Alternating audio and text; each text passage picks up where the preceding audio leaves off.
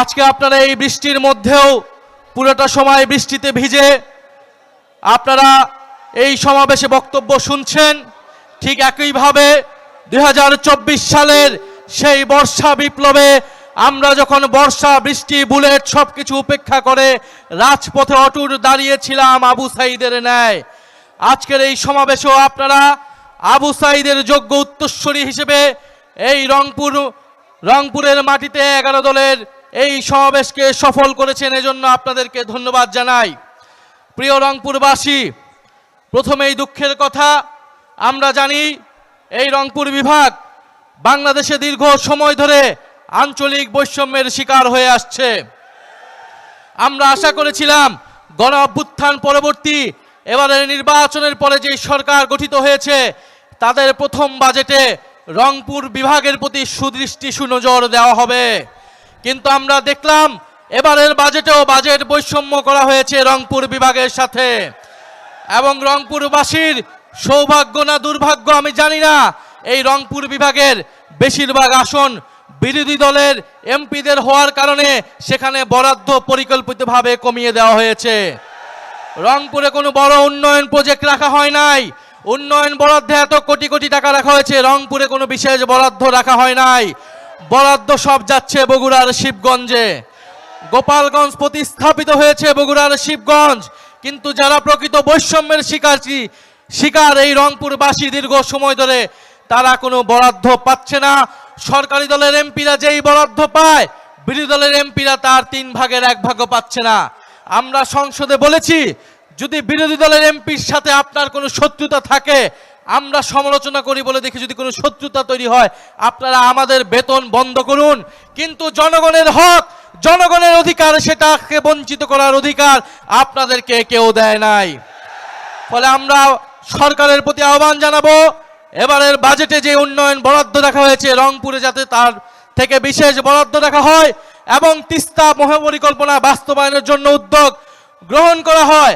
আমরা দেখেছি তারেক রহমান প্রধানমন্ত্রী তিনি কিছুদিন আগে চীন সফরে গিয়েছেন, বিরোধী দলীয় নেতা সংসদে ধন্যবাদ জানিয়েছেন। এরপরে হয়তো কিছু বলা উচিত না, কিন্তু বলতে বাধ্য হচ্ছি, চীন সফরের অর্জন কোথায়? চীন সফরের অর্জন হচ্ছে শূন্য। চীন সফরে আমরা এই তিস্তা মহাপরিকল্পনা নিয়ে কোনো কমিটমেন্ট পাই নাই, আমরা রোহিঙ্গা প্রত্যাবর্ষণ নিয়ে কোনো কমিটমেন্ট পাই নাই। ফলে দেশে যদি জাতীয় ঐক্য না থাকে তারেক রহমান পৃথিবীর কোনো দেশ থেকেই কোনো ধরনের সাহায্য পাবে না। গণ অভ্যুত্থানের সাথে প্রতারণা করলে, সংস্কারের সাথে প্রতারণা করলে অলরেডি তারা IMF তাদেরকে বলে দিয়েছে ঋণ দেবে না, পৃথিবীর কোনো দেশই তাদেরকে সহযোগিতা করবে না।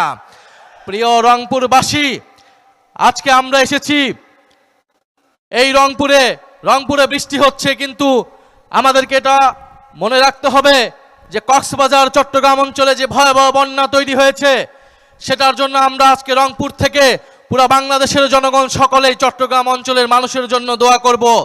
এবং সরকারের স্থানীয় প্রশাসনে অবহেলার কারণে আজকে অনেক ভয়াবহ ক্ষতির সম্মুখীন হচ্ছে।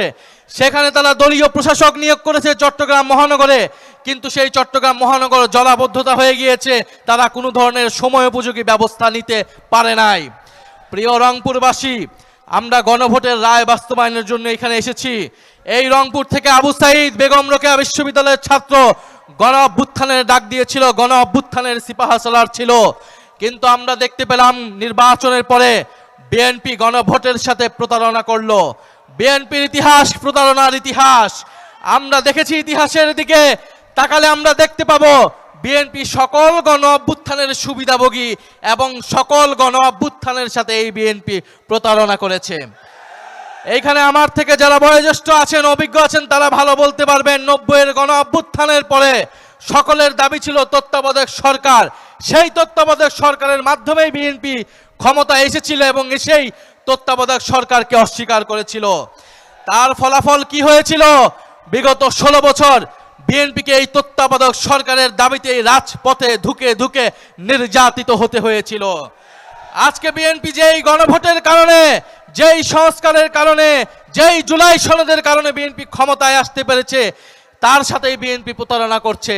গণভোটের সাথে প্রতারণা করেছে বিএনপি, 31 দফার সাথে প্রতারণা করেছে, বিএনপি জুলাই সনদের সাথে প্রতারণা করেছে, বিএনপি গণতন্ত্রের সাথে প্রতারণা করেছে।